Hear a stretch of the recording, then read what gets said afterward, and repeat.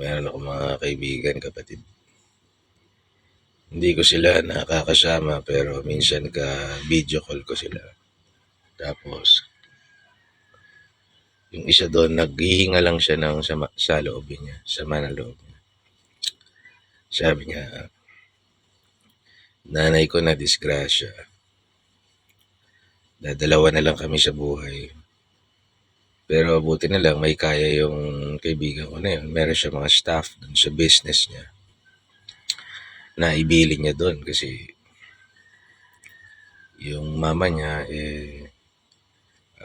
nasaktan yung back. Awa ng Diyos, okay lang naman. May lakad pa naman siya abroad. Binili niya sa mga staff niya, ng negosyo niya, no? Sabi niya sa akin, lagi ko sinasabi, ingatan yung sarili niya, dalawa lang kami sa buhay. Naawa ako kasi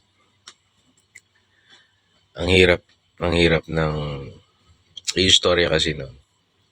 Yung pamilya nun gahaman, wala siyang maasahan sa pamilyang any help na pwede niya makuha. Mas matindi yung kapalit na perwisyo at panggagahaman na gagawin sa kanya. So sabi ko sa kanya, bro, I think you should pray to God. Pag-pray natin na magkaroon ka ng partner sa buhay, hopefully magkaroon ka ng anak. Sabi niya, responsibility yan eh. Ikaw nga ngayon mas hirap kang kumilos kasi may anak ka. Oo naman ka ako, pero God will provide. Minsan kailangan isuko mo na lang sa Diyos na hindi naman natin, utang ina, pagka nagka-leche-leche yung gobyerno o kung anong krisis dyan, may anak ka o wala, ganun din, mahirapan ka. Mabuti na yung may anak ka, kahit pa paano, nagigiliw ka. Huwag ka masyadong nag-aalala ka. Although naiintindihan ko siya, nag-aalala din ako eh. Yung isa naman kausap namin, sabi niya, ako meron akong problema kasi yung misis ko matigas yung ulo. O yung partner ko, yung matigas daw ulo. Bakit?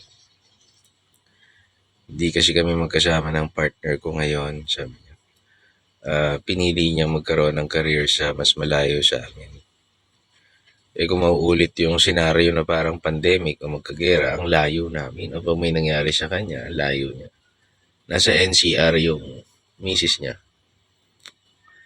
Sila naman nasa province.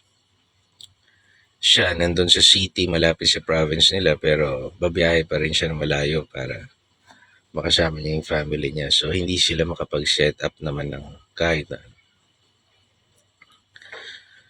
Sabi niya, the problem with my wife is pagka nagka-problema, nagkasakit siya, huwag naman itulot, o di siya makaalis doon.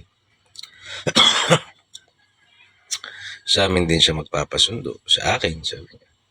Pag di ko madali, may problema din ako, doon sa pamilya niya, doon sa province, na babiyahe pa rin, ang layo pa para makarating sa akin, and then ang layo pa para from me to NCR, sabi niya.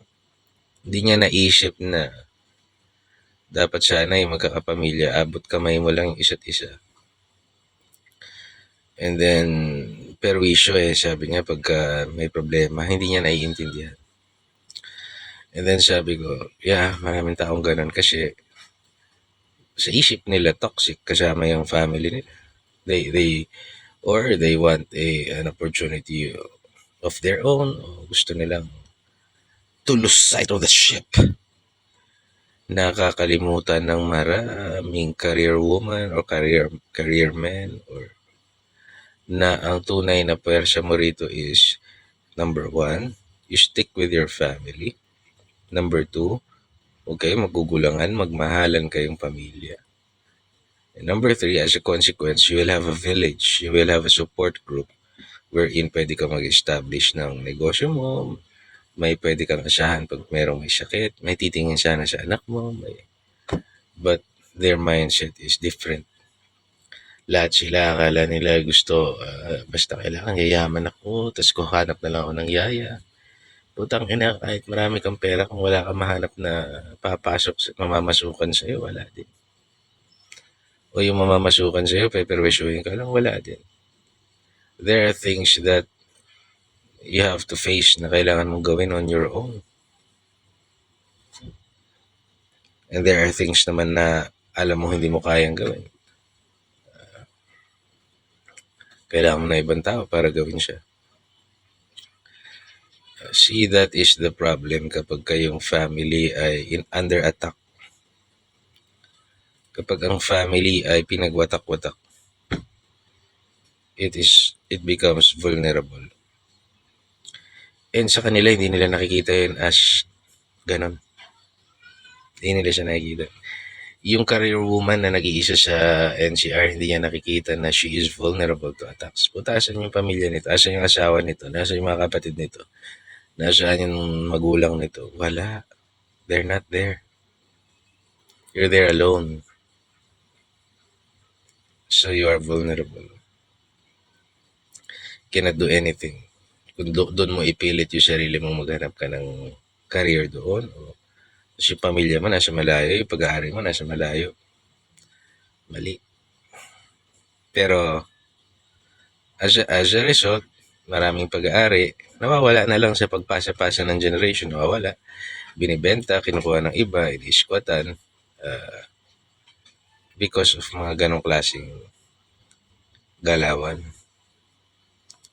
And yung mga mayayaman, yung mga umaasenso, they keep their families intact para meron kang village, merong support group, may succession plan.